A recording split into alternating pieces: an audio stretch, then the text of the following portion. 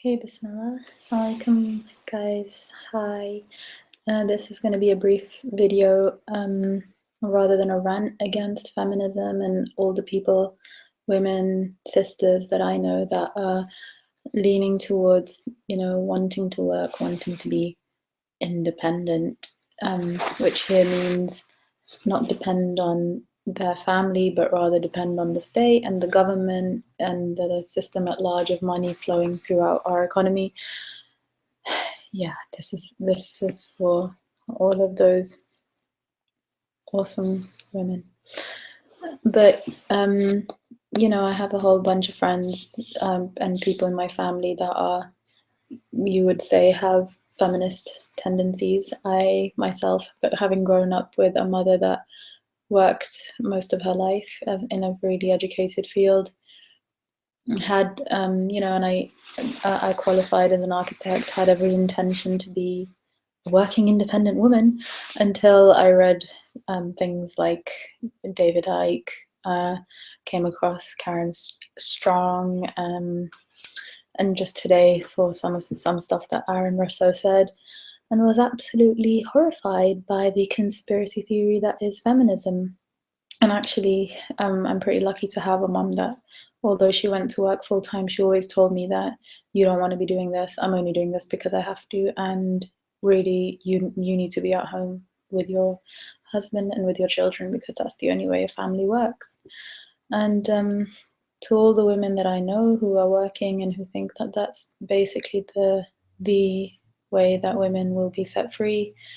I mean, we're learning feminism. Where is feminism best practiced in the world right now?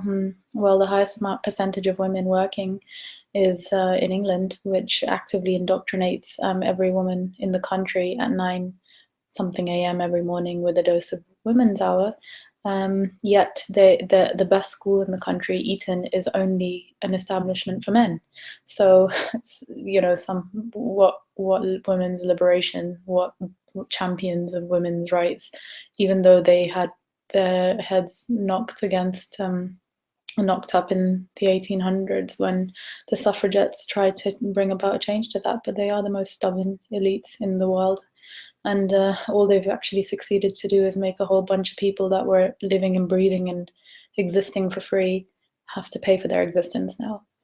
So I heard Aaron Russo saying something pretty bone chilling and blood boiling, which is, Aaron Russo is a very prominent figure in American society, in American cultural whatever. He was a director, a prominent media personality. He died in 2007, and a year before he died, he did a really famous interview with political journalist.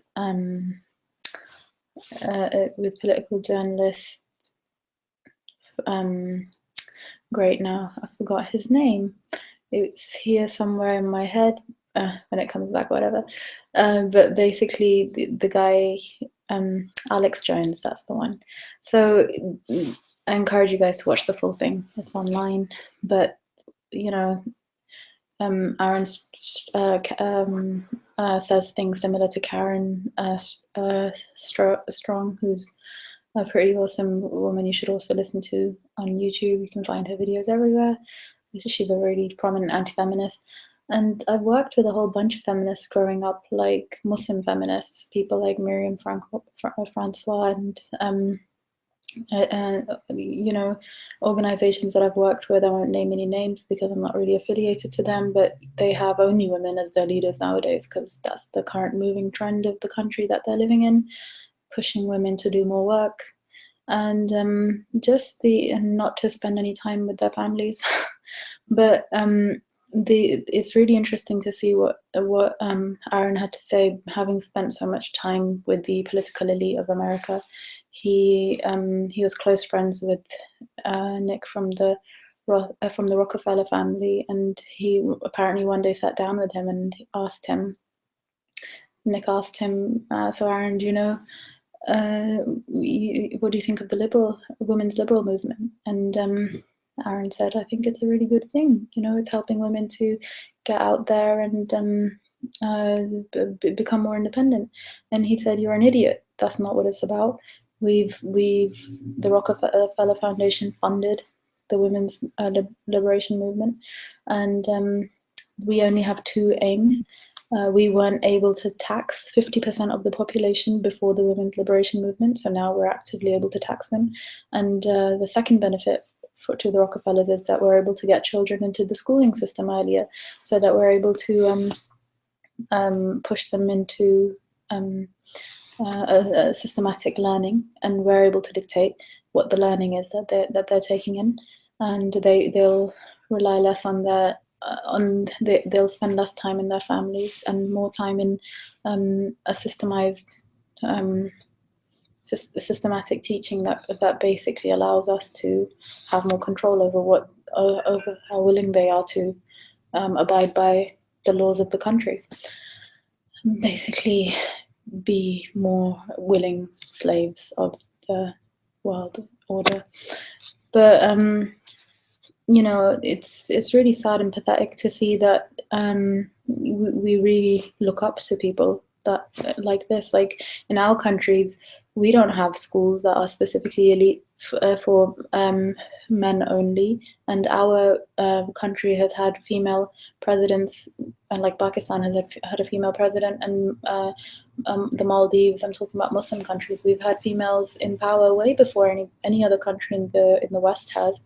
And it just strikes me that we're so doggedly following everything that they're telling us, including the fact that, you know, in our economies, men would bring the money into the house, and women would have the say in how it's spent. That's just the way it is. It was matriarchal in the sense that women were in control of the direction that the money moved in. So I really don't understand how we've basically, but women, what they should be doing is spending time at home, and having the knowledge, obviously educated enough to be able to make the financial decisions that set their household free as quickly as possible. So they should be able to know where to invest their money, the money that's coming into their household, because it is their money. Their husband brings in money that he gives to the wife, and it's her money as much as what's given to her is her money. And she should be investing the money intelligently in directions which allows the entire household and their future to be free and easy. And that's, you know, instead of women getting richer, they're just going out there and getting poorer. They're buying, you know, has anybody sat down and figured out how expensive it is to actually go to work? The transport, the clothes, everything that you need to keep up with work. It's ridiculous. And the amount of time that the amount of money you have to spend in daycare just to put your children into daycare, really does it actually sum up? You know, all you're doing is paying the bills and getting by. The two of you working still only manages to just pay the bills and get by. So why not be a bit more intelligent about it and sit down and think, okay, what can I actually do that works? Like, for example, I'm working in a business with a woman who graduated from Harvard School of Business, and ran an entire franchise of stores. Elena Fraga, I'll put the link below. She's my business mentor. I'm working with her to set up my studio, Studio Shy, which is an artist studio that I'm doing with myself and my partner, but I'm doing it 100% from home because I have no intention to leave my primary duty, which is to my family as a wife. And I'm the boss of my own day, of my own schedule, and I make sure that I get my work done like that. And Eleanor, who also works 100% from home, the first day that I met her in Orlando, Florida, in 3 hours she earned $7,000 just from being at a conference. She wasn't even in her office, which is her home anyway. But the point is, this woman makes around $50,000 in one day. $50,000 is the average salary of a professional working person in a year, and she makes it in a day. So the fact that it's possible to earn that kind of money from home, being a single mother, which is what she is, you know, why don't we have the creativity to be able to do that? And she doesn't have any inferiority complex that I have to go to work to be free. Like, it's just crazy. Anyway, that's my rant, and check out the link below if you want more information about the awesome stuff that I just spoke about.